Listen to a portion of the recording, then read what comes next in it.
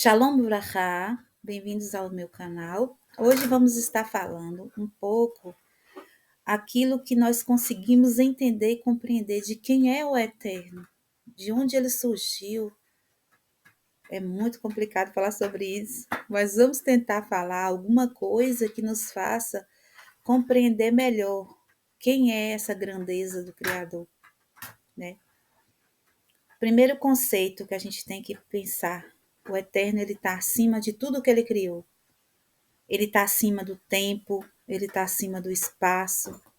Então, o eterno é algo diferente daquilo que a gente consegue perceber com os nossos olhos, com os nossos ouvidos, com os nossos narizes, com o nosso tato, com o nosso paladar. Toda essa sensação física não consegue alcançar o eterno. Vou contar uma história que pode tentar aumentar um pouco mais a compreensão. Pode conseguir, né? Aumentar a nossa compreensão.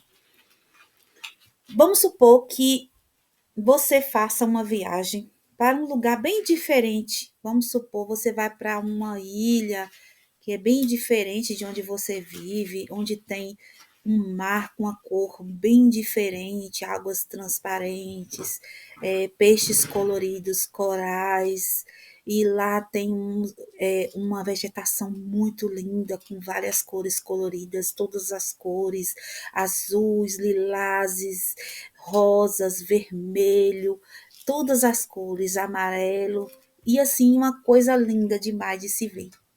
E aí, o que acontece? Você volta dessa viagem, encontra com uma pessoa que ela é cega de nascença. Ela nasceu cega. Aí você vai tentar explicar para essa pessoa como foi a viagem, o que você viu lá. Aí você começa a contar. Olha, eu fui lá e lá tem os peixes coloridos e tem corais. E a pessoa está te ouvindo. E ela começa a imaginar o que você está dizendo. Só que o que ela consegue imaginar é só o que ela tem na mente dela, que sempre foi uma escuridão. Então, a escuridão do que ela consegue compreender, ela vai tentando entender você, e aquilo que é a visualização dela não chega nem a unhazinha assim da ponta de tudo que você viu. Assim somos nós. Quando alguém, no caso, como Deus poderia se mostrar para nós. Ele seria esse lugar esplêndido, lindo, e nós seríamos cegos de nascença, sem referência. Nós não teríamos como saber o que é o vermelho, o que é a água transparente com os peixinhos coloridos. Não teríamos como saber, por quê? Porque não temos uma referência daquilo.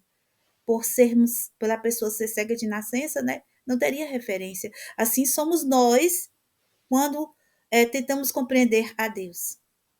Porque Deus, ele está acima de tudo que nós conseguimos ver nesse mundo, ver no mundo criado por ele. Ele está acima de toda a criação. E, inclusive, do tempo. O que é o tempo? O tempo, ele, na verdade, ele só existe aqui, nesse mundo físico. Ele é uma prisão. Ele é uma... O tempo, ele é uma maneira de fechar a alma do homem, conservar ela em um espaço, né? Em um tempo, num espaço, para que ela faça um trabalho que deve ser feito, que só ali pode ser feito, para depois ela voltar para a sua origem, que não existe o tempo. Então, onde o eterno apareceu, vamos botar assim, pela primeira vez, ele não, lá não tem tempo, então é só o agora. Então, ele é o existente, é o que existe. A única coisa que realmente existe é o eterno. Por quê? Porque nós dependemos dele. Ou seja, a vida é ele é a vida. Ele está acima de todos os conceitos e previsões e visões e sensações da criatura, da criação, né? Então, por isso que fala que o homem não explica Deus. Ninguém consegue explicar o eterno, não é porque a pessoa não teria eloquência suficiente, não, é porque o eterno, a nossa mente não cabe o eterno. Está escrito que os pensamentos deles estão acima dos nossos. É isso. A consciência do eterno é algo que não cabe na nossa. Nós não temos nós não temos vaso para compreender o eterno. O eterno não tem mãe, ele não tem pai, ele não nasceu, né? Por quê? Porque ele existe simplesmente assim. Aquela força, energia de todo, que existe tudo, tudo está dentro dele. Ele é tudo, tudo está dentro dele. Tudo que a gente vê saiu dele. Por quê? Porque existia dentro dele, né? Existe, né? Ele tá permeando tudo. Até onde a gente pensa que ele não está, não existe lugar que ele não esteja. Ele está em todos os lugares. Mesmo que ele fique de uma forma oculta, mas ele está ali. Ele permeia tudo. Toda a criação está dentro dele. Os sábios explicam que ele fez um tsitsum. Ele comprimiu e expandiu. E ali ele criou um espaço vazio dentro dele. Imagina uma força que expande para todos os lados, como fosse uma esfera, mas não tem fim, uma luz sem fim. E lá no meio ele apertou e soltou e fez um espaço vazio, que ele está lá, mas de uma forma oculta. E ali ele começou a disseminar sua luz e criar os mundos. São ao todo 11 mundos criados por ele. 11 dimensões.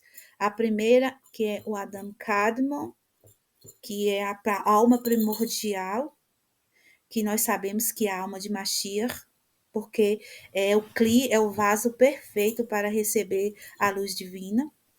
E dessa emanação sai a primeira emanação que a gente consegue ainda ter um pouco de ideia do que ali é feito, que é a Keter, que é a coroa. Tudo isso a gente vai estar estudando com calma.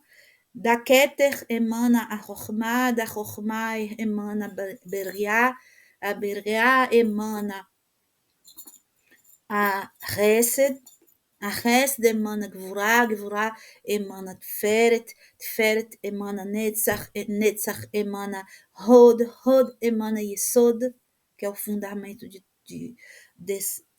todas essas emanações que são chamadas Sefirot. Cada mundo desse, cada dimensão dessa, vai ter uma faceta do eterno. E no fim de tudo, desses nove mundos, contando com Adam Kadmon 10, vai formar-se a Malchut, que é o reino, que é onde a fisicalidade se torna, a luz se torna física. Toda a luz que vem descendo de uma forma sutil vai tomando mais densidade, até tornar-se o físico, que é o que a gente conhece, que a gente consegue ver, que é o reino. Então, a gente pode estar aprendendo sobre isso com mais paciência, sobre cada faceta do eterno. Eu vou falar aqui nesse livro, é um livro muito bom, pois os irmãos que eu já adquiri para estudar. Eu posso até ir passando os áudios para os irmãos. A Tamareira de Devorar, ela vai falar dos atributos que o Eterno emana nesses mundos. Através dos atributos do Eterno, você percebe quem ele é. Mas não é. Vai existir aqui uma faceta do Eterno. Ele é amor, ele tem amor. Ele é um mundo de resto, de bondade e misericórdia. O Eterno é só isso? Não. Ele contém isso na natureza dele. Mas isso não quer dizer que ele é apenas isso e nem que ele é isso apenas. Tipo assim, Deus é amor, não. Deus não é amor. Deus tem. Deus contém. Entende? Aí por isso que as pessoas confundem que Deus é apenas amor. Não. Ele é tudo. Ele é tudo e tudo tem ele. Porque se nós perdermos a faísca divina, o fôlego sai e a morte vem. Então, quanto mais afasta, o Eterno afasta, mais a sombra fica. Toda a luz faz uma sombra, não é isso? Então, se a luz sai, a sombra preenche. E a sombra é o contrário. A sombra é a morte. Aí você fala, então tem tem a morte além de Deus. Não, a morte também sai de Deus. Tudo sai de Deus. A sombra não sai do nada, a sombra sai dele. Tudo é ele. Ele é tudo e ele tem tudo. E ele não está no tempo. Por isso que a gente não tem como dizer quando ele surgiu. Porque a gente está preso no tempo, então a gente tem parâmetros. Eu nasci em 1982. Né? Eu vivo agora em 2024, tenho 42 anos. Esse é o tempo que marca a minha vida física. Mas a minha alma foi criada, a raiz da minha alma foi criada quando o mundo de Beriá surgiu. Quantos e quantos mil anos atrás eu fui criada, a minha alma. Entende? Então, nesses mundos superiores e mundos espirituais, o tempo não existe. Lá, a única coisa que existe é o agora. O eterno, ele surge, ele surgiu, ele nem surgiu, na verdade, não posso dizer que ele surgiu. Ele é. Está escrito assim, eu sou. O tempo é agora para Deus, o tempo é presente, não existe passado. O eterno não vive em prisões temporais de passado, presente e futuro, não. Ele está vendo você daqui, a era messiânica. Ele está vendo você agora e ele viu você muito antes. Ele viu você quando sua alma foi criada. Ele sabe quem é você completamente. Esse é o maravilhoso Elohim de Israel. A ele que nós servimos. Né? Então, temos aqui 10 atributos que a gente pode conhecer ele um pouco. Ele é um rei paciente. Ele tolera a ofensa de forma que o pensamento não pode alcançar. Esse é um atributo divino. E cada vez que a gente assemelha a ele nos atributos dele, nós nos tornamos sua semelhança, que é o trabalho que nós viemos fazer nesse mundo. Nos assemelhar ao eterno. Né? Então, o eterno, ele é paciente. Um atributo dele. Ele tem muita paciência. Tem mesmo. Que as pessoas pintam, né? Pinta e borda. Outro atributo do eterno. Ele é perdoador. Além de ser paciente, ele ainda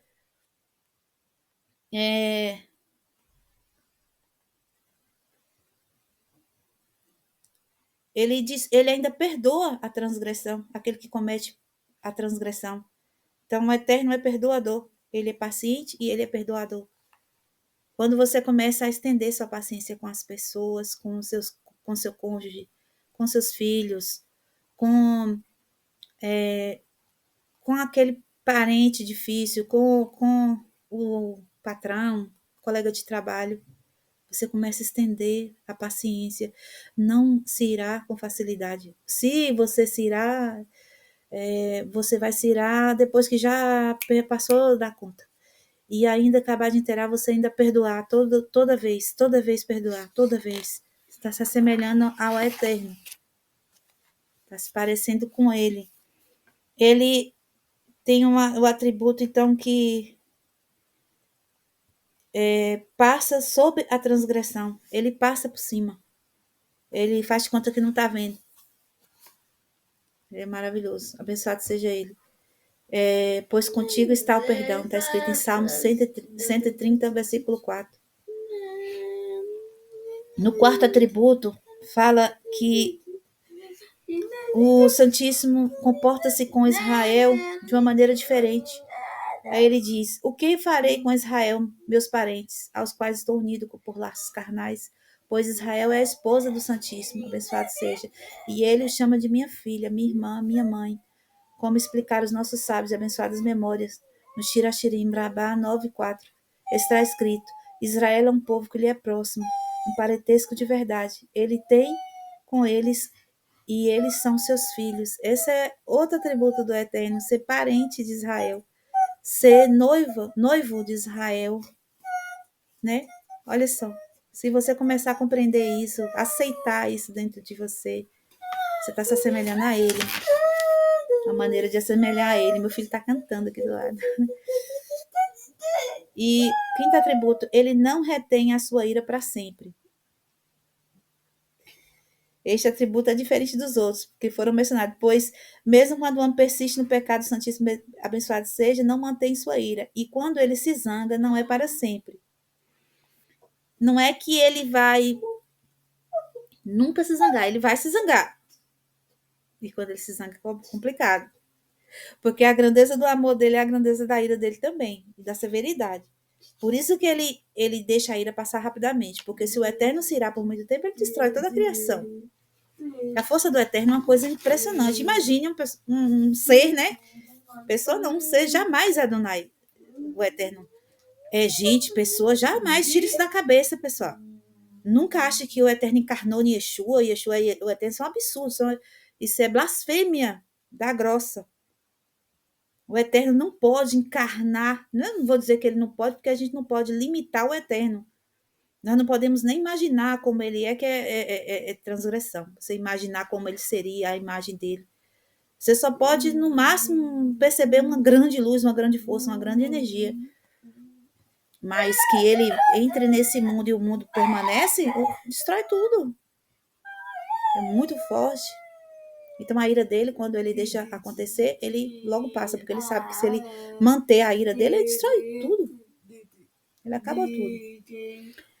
Vamos pensar aqui naqueles filmes lá que o pessoal faz, que tem os super-heróis, uns que tem sai laser dos olhos. Aquilo ali é uma criação boba. Imagine o Eterno, se ele olhar com raiva. Destrói tudo. Por isso que ele é tão paciente, né? Porque ele tem essa consciência de que ele destrói tudo, se ele estiver com raiva. Sexto atributo, ele tem prazer na misericórdia. Então, ele se sente feliz em ter paciência, em ter misericórdia, E a misericórdia do Eterno, muita gente, as pessoas falam assim, você voltou para a lei, então você caiu da graça. Pessoal, a misericórdia do Eterno é porque os seres humanos existem. Só porque os seres humanos não merecem. Vocês não vêem a situação dos seres humanos? A misericórdia do Eterno não está ligada a aceitar mandamento, não. A misericórdia do Eterno é justamente a paciência dele, o tempo que ele dá para nós aqui na Terra. Aqui nesse lugar, esse tempo para a gente poder voltar atrás e mudar as atitudes. Isso é a misericórdia do Eterno. Vamos continuar aqui. E isso, se a gente tiver essa característica, a gente está se assemelhando a ele. Sétimo atributo. Tornará a ter compaixão de nós. Ele não se comporta como um ser humano que, quando alguém o irrita e se reconcilia com ele, reconcilia pouco e não tem o amor anterior. No entanto, se o homem pecar e se arrepender de sua posição com o Santíssimo é superior. Olha só como o Eterno funciona. Vamos supor, alguém me fez mal, eu deixei para lá, perdoei, mas também eu não quero mais amizade com aquela pessoa, não vou mais confiar. Geralmente é assim que a gente se comporta. Olha como o Eterno é diferente. Alguém erra com o Eterno perdoa e ele ainda coloca a pessoa como superior à posição que tinha antes. Ao invés de ele afastar, ele chega mais. É muita grandeza, né? É muita grandeza. Meu bebê tá cantando. E aí, vamos ver o oitavo atributo. Segurará com força as nossas iniquidades. O Santíssimo abençoado seja, comporta-se com Israel através deste atributo, que é o segredo da conquista do pecado. Afinal, o mandamento, mitzvah, é como um botão de flor que floresce, rompe e sobe sem limites para entrar diante dele, do abençoado seja. No entanto, os pecados não têm entrada lá, Deus nos livre. E sim, ele os conquista para não penetrarem, como está escrito, contigo não subsiste o mal. Salmos 5:5. Que foi interpretado como significado que o mal não residirá em tua moradia. Está escrito em Shoret Tov Shem, Shabbat 149b. Por este motivo, o pecado não entra no interior, uma vez que os mandamentos estão diante de Deus, abençoado seja. Então, a recompensa pelo cumprimento dos mandamentos deste mundo não existe, que do Shem 39b, pois como ele te dará do que está diante dele? Uma recompensa espiritual em um mundo material.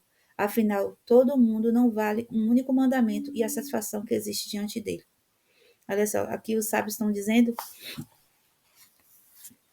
que o Eterno, os mandamentos, as mitzvah, as bênçãos delas estão diante do Eterno. A gente vai receber, na verdade, no mundo vindouro.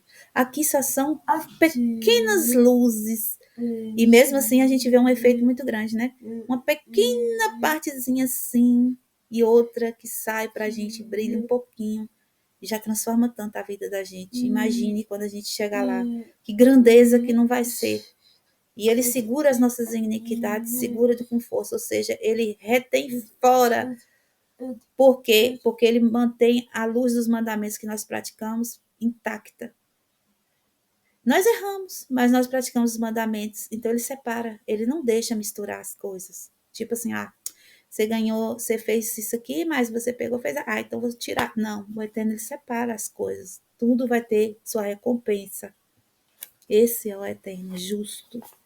É o seu atributo de justiça, retidão, né? Por isso que fala que ele não é o homem, que o sentimento do homem é bem diferente, né?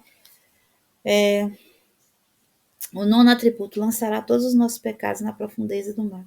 Este é um atributo de bondade santíssima, bendito seja. Afinal, quando os filhos de Israel pecaram, eles os colocou nas mãos de Paró, e ali eles se arrependeram. Então, por que ele puniu Paró, Senequeribe, Ramã e outros como eles? O Santíssimo abençoado seja, não se consola apenas em dizer, voltem em arrependimento e nenhum mal lhes ocorrerá mais. Então se afastará de vós Amã, Paró ou Senaqueribe, pois certamente isso não basta. No entanto, ele faz com que os atos de Amã recaiam sobre nossa própria cabeça, e da mesma forma com Paró e com Senaqueribe. A razão para este comportamento está no segredo místico do versículo, e levará o cabrito sobre si todas as suas iniquidades à terra inabitada. Levítico 16, 22. Que significa que o cabrito realmente levava os pecados, e isso é muito difícil de se compreender, pois como pode ser que os filhos de Israel pecavam e o cabrito carregava os pecados? Isso pode ser entendido conforme explicado no Zohar, no trecho Mandamentos, Picudê 212b, quando o homem confessa seus pecados através da prece conhecida como Vidui, e sua intenção é purificar-se dos seus pecados, conforme mencionado pelo rei Davi, lava-me completamente do meu pecado, Salmo 51:4, e como a pronunciação da oração apaga com a tua imensa misericórdia, ele anseia com sua prece que os suplícios sejam leves e que estes não prejudicam o estudo da Torá. Este é o sentido da prece, mas não através de suplícios e doenças graves, que é esta a intenção que o rei Davi, ao dizer, e tudo é justo por tudo que me ocorre.